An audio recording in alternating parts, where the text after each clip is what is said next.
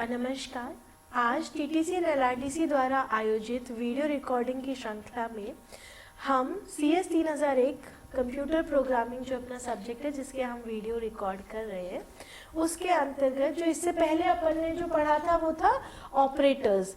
जो डिफरेंट तरह के ऑपरेटर्स थे जैसे arithmetic operator, relational operators, bitwise operator, logical operators, ये सारे ऑपरेटर्स आपने देखे थे। अभी उन ऑपरेटर्स का एक छोटा सा प्रोग्राम अपन देखते हैं कि किस तरह से वो ऑपरेटर्स अपन प्रोग्राम के जरिए काम में लेंगे। एक छोटा सा एग्जाम्पल अपन इस वीडियो में देखेंगे, ठीक है। सो ये जो प्रोग्राम है ये मैंने पहले से लिख रखा है। अब इस प्रोग्राम में क्या क्या चीजें मैंने लिख रखी है वो मैं आपको यहाँ पे एक एक करके बताती रहती हूँ। इस प्रोग्राम में एक चीज मिसिंग है वो है हैश इंक्लूड, ठीक है।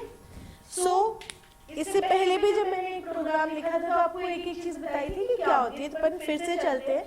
जब भी सी का कोई भी प्रोग्राम अपन बनाएंगे, जो बेसिक सी का प्रोग्राम का स्ट्रक्चर होता है, उस स्ट्रक्चर में जो पहला स्टेटमेंट है मेरा, इसे कहते हैं प्री प्रोसेसर डायरेक्टिव्स, है ना। ये जो सिंबल है हैश का, पाउंड का जो सिंबल अपन बोलते हैं, ये सिंबल होता है प्री प्रोसेसिंग, है ना। इसमें अपन क्या कर रहे हैं, लाइब्रेरी इंक्लूड कर रहे हैं, हेडर फाइल इंक्लूड कर रहे हैं जिसका नाम है stdio.h, ठीक है। उसके नेक्स्ट जो स्टेटमेंट है वो है अपना मेन फंक्शन। हर सी प्रोग्राम में एक मेन फंक्शन होगा। मेन फंक्शन के बिना कोई भी सी प्रोग्राम नहीं बनता है। ये है अपना मेन फंक्शन। यहाँ पे लिखा है void। void का अर्थ है, जब मैंने डेटा टाइप पढ़ाए थे तब मैंने बताया था void क्या काम आता है। जब हम किसी प्रकार का कोई डेटा रिटर्न नहीं कर रहे, कुछ भी नहीं है उसमें, तो अपन क्या चीज, कुछ भी नहीं, मतलब ना इंटीजर है, ना कैरेक्टर है, ना फ्लोट है, कुछ भी नहीं है, तो अपन क्या चीज काम में लेते हैं, void। यानी ये जो मेरा मेन फंक्शन है वो यहाँ पे कुछ भी रिटर्न नहीं कर रहा। क्या रिटर्न कर रहा है, void, नथिंग, ठीक है। अगर आप ये void यहाँ पे नहीं लगाते हैं तो जब आप इस प्रोग्राम को कंपाइलर के थ्रू रन करेंगे तो it will give you a warning, एक वार्निंग देगा आपको और प्रोग्राम रन हो जाएगा, ठीक है। अब इसके जो नेक्स्ट है ये हमारा क्या है, ये मेन प्रोग्राम का शुरुआत। आप कोई भी फंक्शन लिखेंगे तो उसको शुरुआत और एंडिंग, इसे हम कर्ली ब्रेसेस बोलते हैं। क्या बोलते हैं इनको, कर्ली ब्रेसेस, ठीक है। कर्ली ब्रेसेस की स्टार्टिंग और ये कर्ली ब्रेसेस क्या हो जाएगा, यहाँ पे एंड हो रहा है, ठीक है। सो यहाँ पे मेरा मेन फंक्शन शुरू हो रहा है, यहाँ मेरा मेन फंक्शन खत्म हो रहा है। अब इस मेन फंक्शन के अंदर ही अपन को पूरा प्रोग्राम लिखना है। तो अपना जो प्रोग्राम है उसमें अपन क्या लिख रहे हैं, पहली लाइन अपन ने क्या लिखी, कौन कौन से वेरिएबल्स अपन यहाँ काम में ले रहे हैं। वेरिएबल्स क्या होते हैं, एक नाम जो अपन मेमोरी स्पेस को देते हैं।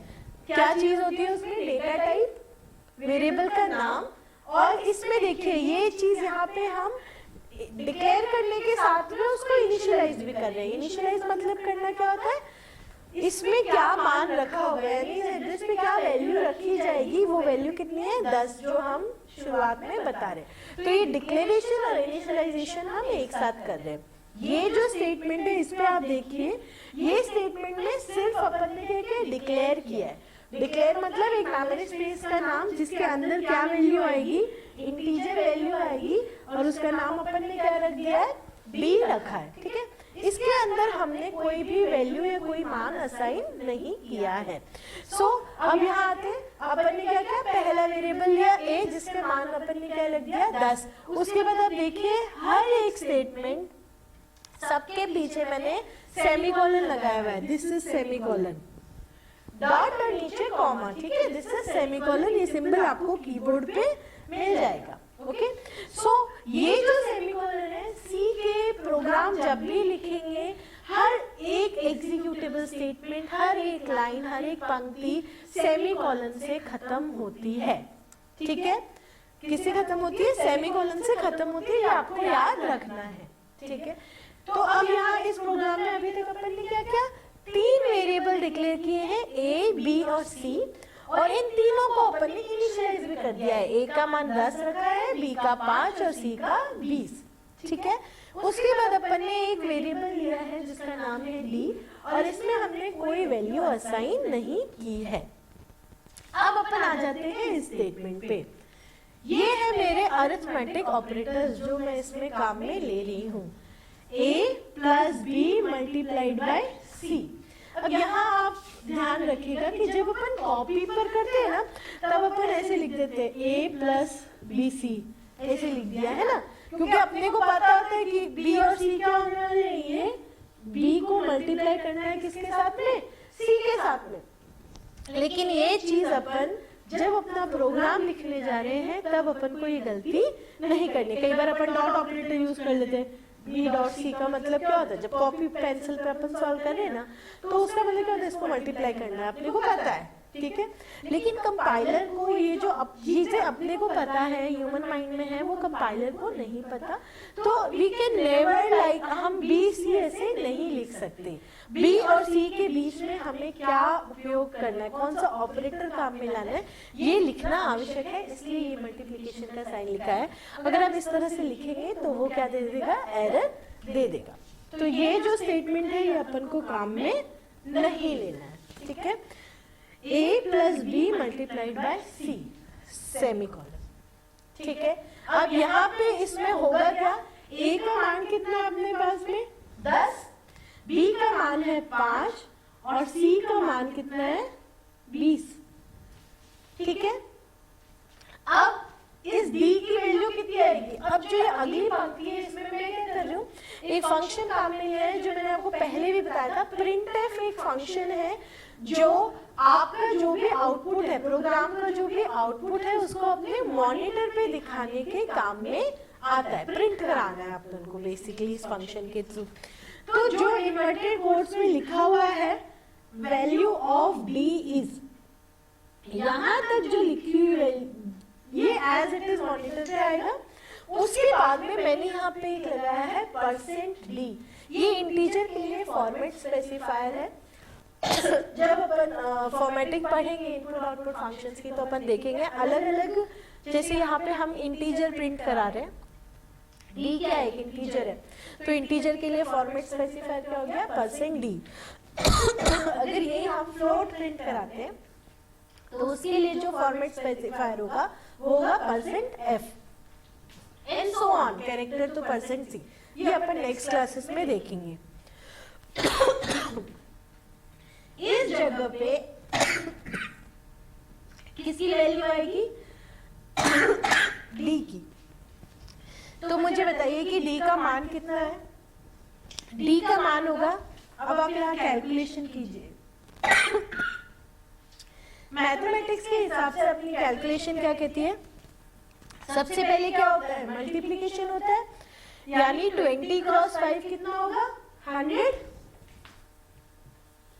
प्लस 10, यानी इस d की वैल्यू क्या आएगी 110, ठीक है। ये मॉनिटर पे प्रिंट करेगा 110। उसके बाद हमने d में नेक्स्ट एक एक्सप्रेशन डाला, इसमें अपन क्या करें, देखो a divided by b multiplied by c plus a का मान 10 divided by 5 multiplied by 20 plus 10। आप सॉल्व करिए क्या होगा, 10 डिवाइडेड बाय 5 कितना होगा 2 मल्टीप्लाइड बाय 20 प्लस 10, फिर क्या होगा मल्टीप्लिकेशन, मल्टीप्लिकेशन 40 प्लस 10 गिव्स 50, यानी यहाँ पर जो d है उसका मान कितना प्रिंट होगा 50। ये जो कैलकुलेशन मैंने रेडिंग से की है, ये कैलकुलेशन आपको दिखाई नहीं देगी, आपका जो कंपाइलर है वो इंटरनल इस एक्सप्रेशन को, पूरी एक्सप्रेशन को कैलकुलेट करके इसका जो रिजल्ट है वो यहाँ पे प्रिंट कर देगा। ये तो थे सिर्फ अरिथमेटिक ऑपरेटर्स। अब अपन आते हैं, अपन रिलेशनल ऑपरेटर्स भी पढ़े थे। अब थे कि अगर एक एक्सप्रेशन में अरिथमेटिक ऑपरेटर भी है और रिलेशनल ऑपरेटर भी है तो क्या होगा। अरिथमेटिक ऑपरेटर की जो प्रेसिडेंस है वो रिलेशनल और लॉजिकल ऑपरेटर से ज्यादा होती है, ठीक है। अब क्या होते हैं ऑपरेटर प्रेसिडेंस, ये अपन नेक्स्ट क्लास में पढ़ेंगे कि ऑपरेटर प्रेसिडेंस क्या है। तो रिलेशनल, अब जब इस एक्सप्रेशन को सॉल्व किया जाएगा, मैं बोल रही हूँ कि जो अरिथमेटिक काम है ना वो पहले होगा और उसके बाद में उनमें क्या रिलेशन है या जो ऑपरेटर काम में आ रहा है वो अपन बाद में चेक करेंगे। तो अब इसमें अरिथमेटिक कहाँ आ रहा है, इस वाली लाइन में 1 + 9 कितना रिजल्ट देगा ये 10। तो अब ये जो स्टेटमेंट है ये मेरा क्या बन गया, 10 इज ग्रेटर देन 10, यही बन गया। अगर अरिथमेटिक ऑपरेटर्स पहले नहीं होते, अगर ये सी में जो ये नियम है अगर ये नियम नहीं होता तब तो आप लोग क्या कहते हैं 10 इज ग्रेटर देन 1 + 9, तो ये पहले आ रहा है ना अपना, तो 10 इज ग्रेटर देन 1 मतलब ये तो सही हो गया, ठीक है ना। लेकिन अपने को क्या ध्यान में रखना है कि सी में ऐसा नहीं है। सी में पहले अगर प्लस माइनस, जो अरिथमेटिक ऑपरेटर्स मैंने बताए थे, plus minus, multiplication, division and modulo division, ठीक है, ये ऑपरेटर्स आते हैं तो इनकी precedence less than, greater than, less than, equals to, greater than, equals to, ये जो रिलेशनल ऑपरेटर्स थे इनसे ज्यादा होती है। ज्यादा होने का अर्थ क्या है, पहले अरिथमेटिक ऑपरेटर्स वाले जो एक्सप्रेशन है उनको सॉल्व किया जाएगा, उसके बाद रिलेशनल ऑपरेटर्स को सॉल्व किया जाएगा। तो पहले क्या सॉल्व होगा हमारा, ये चीज सॉल्व होगी। तो ये चीज सी में नहीं होती है, क्रॉस क्यों नहीं होती है, कारण बता दिया कि अगर अरिथमेटिक ऑपरेटर्स हैं तो पहले अरिथमेटिक ऑपरेटर्स को सॉल्व किया जाएगा। तो क्योंकि इस एक्सप्रेशन में ये वाला जो मैंने बोला क्या, ये अरिथमेटिक ऑपरेटर था तो हमने इसको ऐड किया, पहले ऐड करने के बाद में अगर कोई रिलेशनल ऑपरेटर है तो अपन सॉल्व करेंगे। तो अब ये क्या बना, 10 इज ग्रेटर देन 10। अब मुझे बताइए क्या 10 10 से बड़ा है, नहीं, 10 10 के बराबर है, 10 10 से बड़ा नहीं है। इस केस में आप डी का मान क्या प्रिंट होगा यहाँ पे 0। पहले भी आपको बताया है मैंने कि any non-zero value is treated as true and 0 is treated as false। 0 का मतलब है गलत और 0 के अलावा यदि कोई भी नॉन जीरो वैल्यू होती है 1 3 5 8 एनीथिंग, कोई भी नंबर अदर देन 0, उसको सी भाषा में ट्रीट किया जाता है ट्रू, ठीक है। तो क्योंकि हमारा ये जो स्टेटमेंट है वो क्या रिटर्न कर रहा है, फॉल्स रिटर्न कर रहा है, तो डी में क्या आएगा मेरा 0 और यहाँ पे क्या प्रिंट होगा 0 प्रिंट होगा, ठीक है। और यहाँ पे मेरा जो मेन का फंक्शन है वो खत्म हो जाएगा। प्रोग्राम को रन कैसे करना है मैं आपको पहले भी बता चुकी हूँ। इसको आपको अपने जो कंपाइलर है जो आईडी है उस पर टाइप करना है Alt F9 और Control F9, Alt F9 compile के लिए और Control F9 रन करने के लिए। अगर मुझे रिजल्ट देखना है तो रिजल्ट देखने के लिए था Alt + F5, जो आपको आउटपुट विंडो अगर देखनी है तो, ठीक है। तो आप ये प्रोग्राम चला के देखेंगे तो ये मेरे बेसिक ऑपरेटर्स जो अरिथमेटिक ऑपरेटर्स हैं वो किस प्रकार काम करते हैं, किस प्रकार हम सी भाषा में इसका उपयोग ले सकते हैं, इसके लिए एक छोटा सा एग्जाम्पल था। अब नेक्स्ट क्लास में अपन देखेंगे कि